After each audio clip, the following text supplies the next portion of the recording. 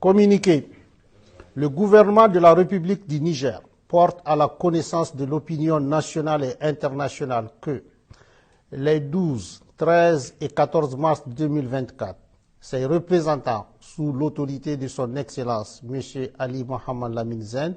Premier ministre, ont eu une série de rencontres de travail avec une délégation américaine composée de la sous-secrétaire d'État adjointe aux affaires africaines, chef de mission, Madame Molifi, du docteur Céleste Wallander, sous-secrétaire à la défense pour les affaires de sécurité internationale, du général Michael Langley, commandant en chef de l'Africom, et de Madame Kathleen Fisborn, ambassadeur des États-Unis d'Amérique au Niger. Sous la forme, l'arrivée de la délégation américaine n'a pas respecté les usages diplomatiques.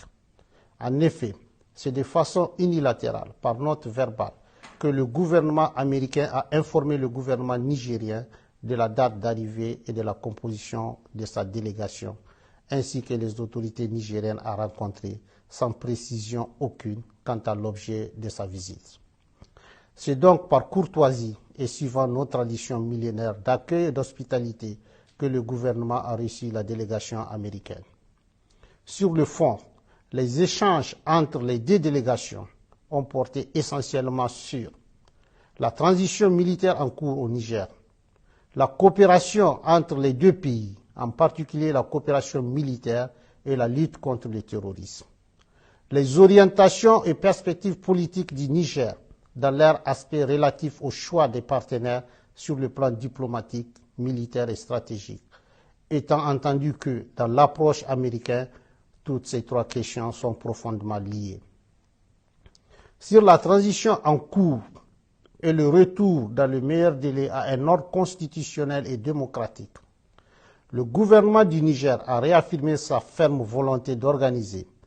dans les meilleurs délais, le retour à une vie constitutionnelle normale. Il s'agit d'un engagement solennel, en toute responsabilité, du président du Conseil national pour la sauvegarde de la patrie, chef de l'État,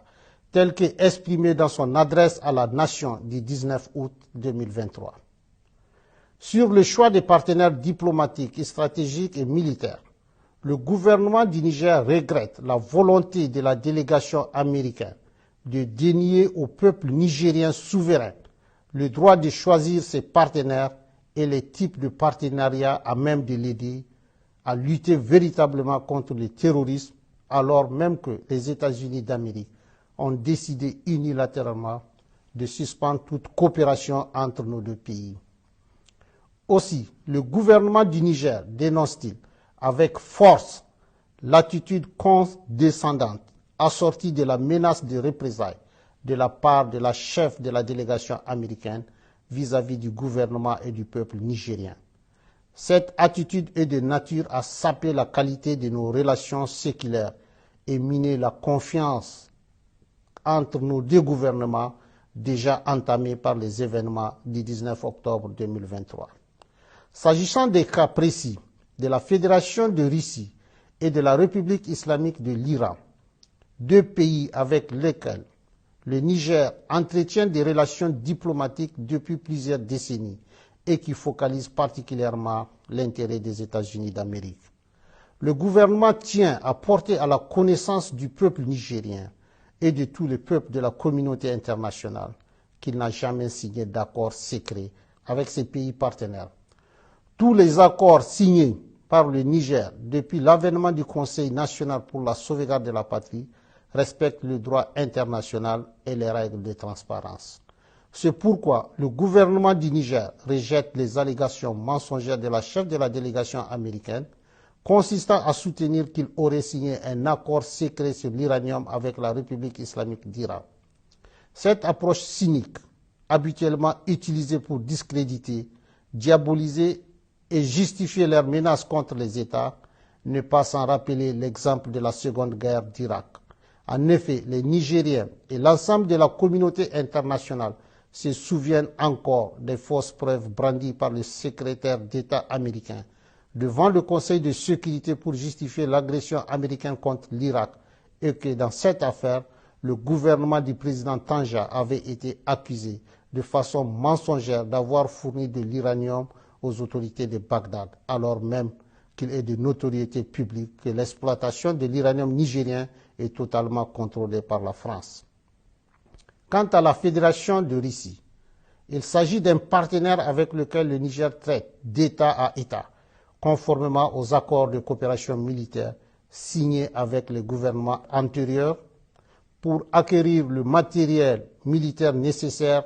à sa lutte contre le terrorisme qui a fait des milliers d'innocents victimes nigériens sous l'œil indifférent d'une bonne partie de la communauté internationale. Enfin, le Niger réaffirme son engagement solennel à coopérer dans la transparence et le respect de sa souveraineté avec tous les pays et peuples épris de paix et de justice, conformément aux règles du droit international. Sur la coopération entre les deux pays, en particulier la coopération militaire et la lutte contre le terrorisme, faut-il le rappeler, la présence américaine sur le territoire de la République du Niger est illégale et viole toutes les règles constitutionnelles et démocratiques qui voudraient que le peuple souverain, notamment à travers ses représentants élus, soit consulté pour l'installation d'une armée étrangère sur le territoire national. Ainsi, c'est par simple note verbale numéro 174 du 6 juillet 2012 que la partie américaine a unilatéralement imposé au Niger un accord relatif au statut du personnel militaire des États-Unis et des employés civils du département américain de la Défense sur le territoire de la République du Niger. Cet accord est non seulement profondément injuste dans son fond, mais également ne répond pas aux aspirations et aux intérêts du peuple nigérien pour les raisons objectives suivantes.